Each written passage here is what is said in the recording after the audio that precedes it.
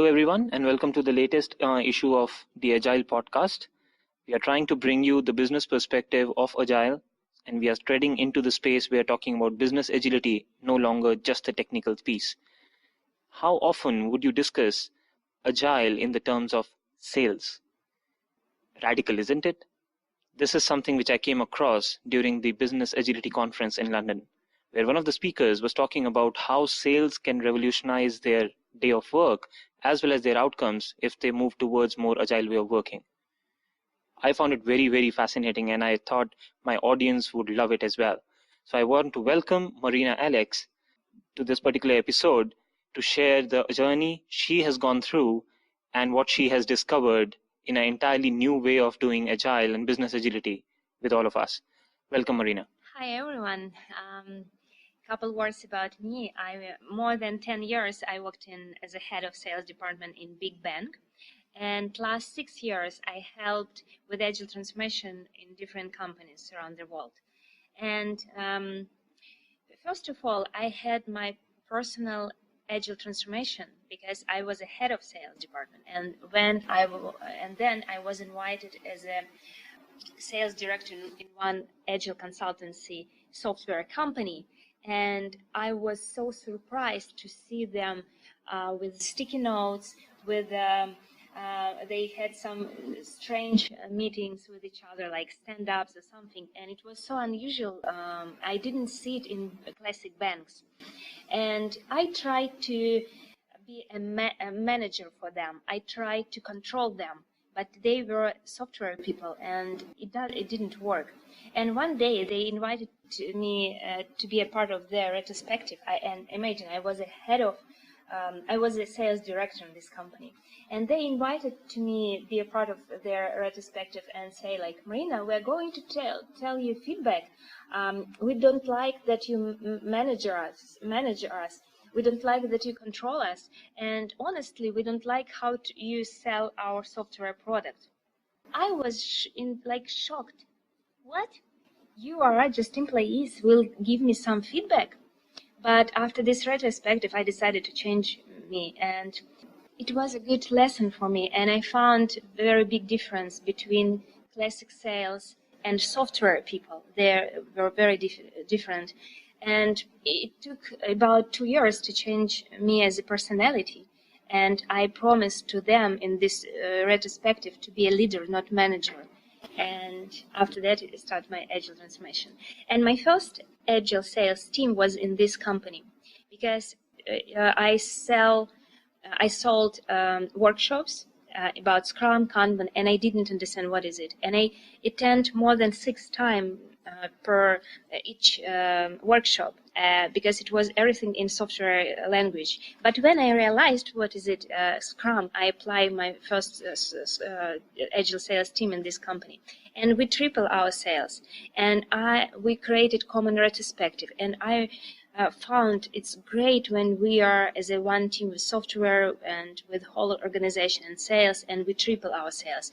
And the main idea was to create value for our customers. And it was my journey. And after that, I decided to change the world, sales world, and explain that, hi guys, classic sales doesn't work anymore. We need to create value for our customers. We need to ask them, take feedback, not just push them, sell and forget. And this is my journey. Wow, it's amazing to listen, because sales by default they follow the American way of selling, where you push and push till the customer finally yields to you and buys it. But turning it around and making it more about the customer and giving the value that will attract customer by default is a radical change. And then I can imagine what amazing journey it could have been. So I understand that when you were sharing your ideas with us during the session, you mentioned some live examples that you came across where there was a radical volume that they could generate in their sales by adopting to Agile.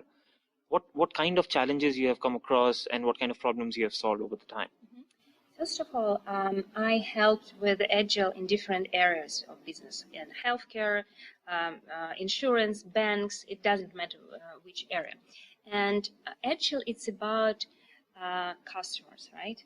and when you create a great software for them or something. And in the beginning, I adapt Scrum for sales. For example, in sales, we don't have a backlog because we don't have a product. That's why we adapt. We have a canvas. We have 1 week sprint. We have roles, and it's very important for sales, because in classic sales we had manager who always had command and control way of communication, like you have to sell more and more and just numbers. And classic sales, they just focus on numbers, not for value for customers. That's why this is clear system. I adapt Scrum, put value, create principles and values, and we call it Sway Sales with Agile. And Evan Laburn helped me with this journey. He created business agility domains, and we create teams, usually cross-functional teams, when we invite sales, pre-sales, software people, marketing if it's possible, or just sales. And each week they have retrospective where they analyzed what they should improve in themselves or in whole organization. And this is continued improvements in the sales department. And I believe that the heart of any companies, it's sales. And sales communicate with all departments, right? And if we change mindset of our sales, we automatically change mindset of whole organization. And what I see now, that agile transformation start from software, and they really change themselves. And in the same time, classic sales try to sell this software, and they try. Salespeople, it's interesting kind of people. They try to sell more than you could create as a software team, right? This is really common problem for many companies. And we create common retrospective where they start communicate, where salespeople ask software how it's going, how to write a code. I was 6 years ago when software team showed me how they create code and how it's difficult. After that, I was very carefully before I sell something, because I realized how it's difficult. That's why it's about communication. And the main issues, the first one, it's my mindset of sales. It's people who always focus just numbers. How much money how much money I get today? And if another department, for example, software, invited them to be a part of the demo or retrospective, salespeople always think how much money I could earn during this session, and that's why they just maybe will not come, right?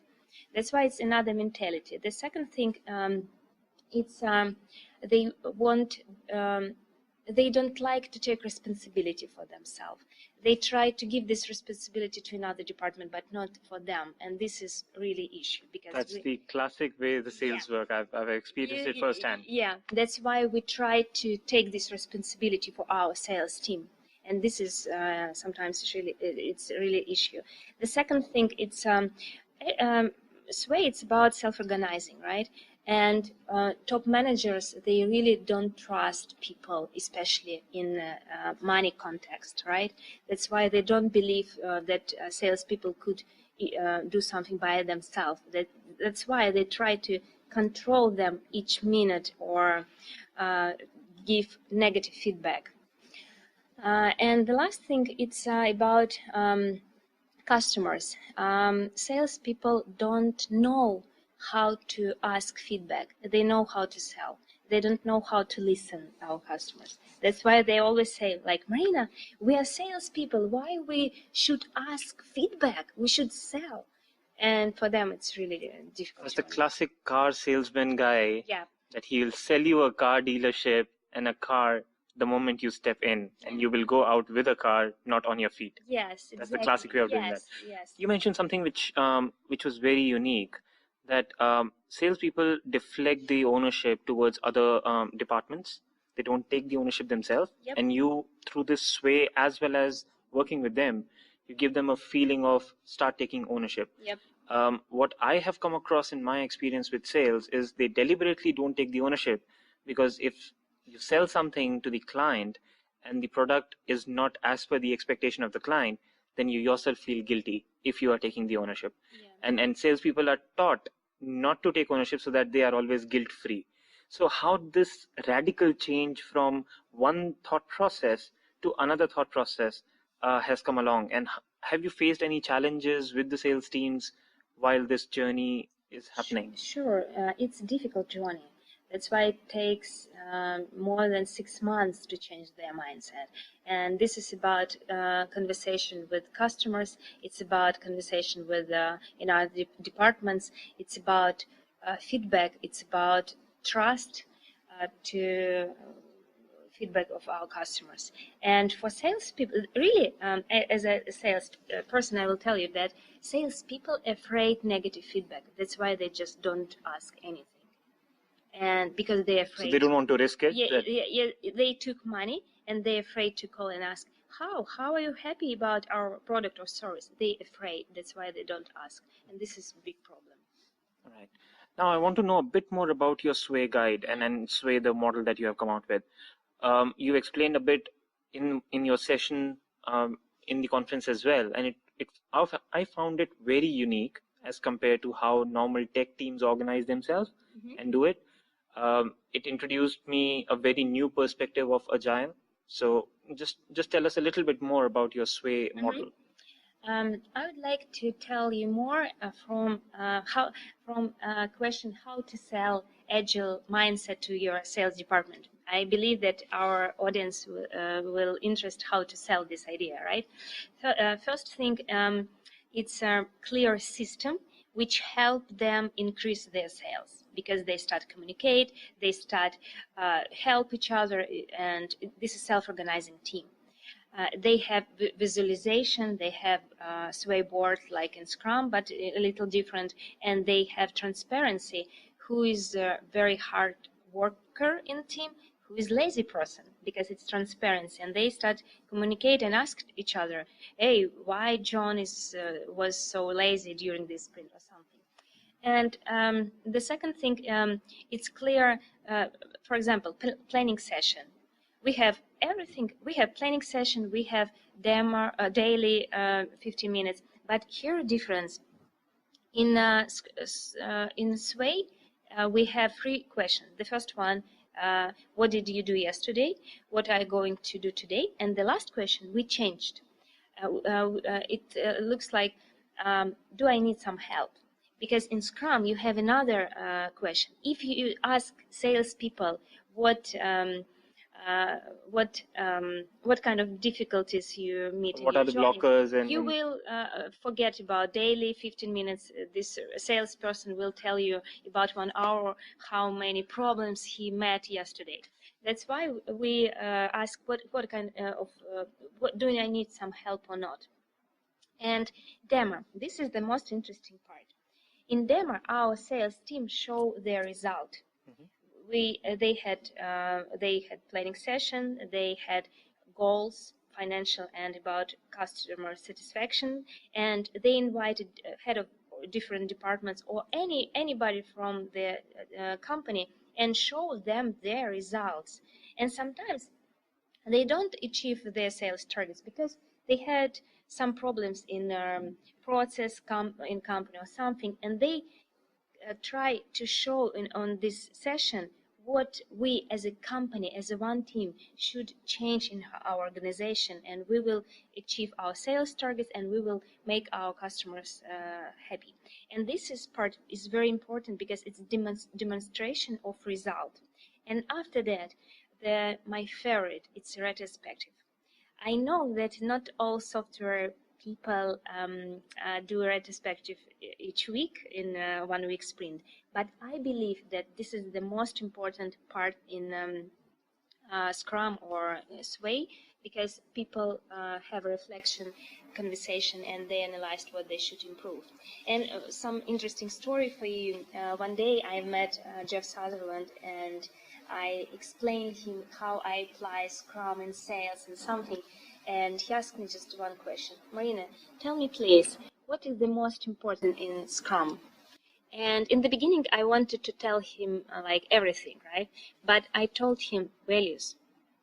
And after that, he told me, okay, Marina, let's have a lunch together. Yeah. I believe that the most important thing is value. We could put sticky notes from doing done, but we will not change situation. That's why this is about value and about system, about value principles and collaboration with another department. So just going a little bit back, you were talking about demos where salespeople are showing what challenges they faced, what was delivered, how much money came in, and how much target was met. And I think this is kind of a very different view for a sales guy to keep doing this on a weekly or maybe once in 2 weeks ongoing, because this kind of transparency usually salespeople do not expose themselves to. They look at the targets towards the end of the year or maybe in the mid-year, but to keep doing it on a week by week or 2 weeks by 2 weeks, that clearly shows the change in mindset, and people are opening up on that. That's why we have it, because they see their results per week, and they show these results to everybody. And this is about transparency in whole organization. And it's not only like I am speak with my head of sales department and I show my result, and at the same time I show my fault, right? And this is difficult for them. And that's why they try, okay, I don't want to looks like fool in demo. Let's achieve our sales targets, guys. And they start to achieve their sales targets. Okay, so the demo is kind of push them towards achieving their targets, because demos sometimes work as a stick as well. Something, and in the same time, it's about collaboration between different departments, because they invite them. Yeah, that's very, very refreshing way of seeing how sales is being transformed in Agile way. My view of sales was very different, like a Michael Douglas movie where he's just stepping in with a swagger and taking everybody apart. So from there to here, it's an amazing transformation to see. I believe we are coming to the close of this particular episode. So any 3 key takeaways you would like to share with our audience when they're looking for transformation of their sales department or any non-tech department? First of all, to answer for one question, why? Why do you need agile transformation? It's not because it's fashion or something. Why we need it? When you have a clear answer for that, you could start agile transformation in any departments, right? And the second thing, it's invite sales people in your retrospective. Invite them to your demo. Explain what you are doing in very easy language. Do you remember my journey, how it was difficult to understand everything about Scrum? I attended about 6 times this software language during 3 days. It was really difficult. Just explain them very easy what you are doing, show them some transparency and collaboration. It's the second takeaway, it's a common retrospective. And the last takeaway, how to sell agile mindset to your sales, just tell them, give them sway guide and say, if you want to triple your sales, please read 16 pages and forget, and just give them a sway guide and disappear. And they will read it and they will try it, because it's about number. Do you remember that software people and sales people were different? We speak in different language.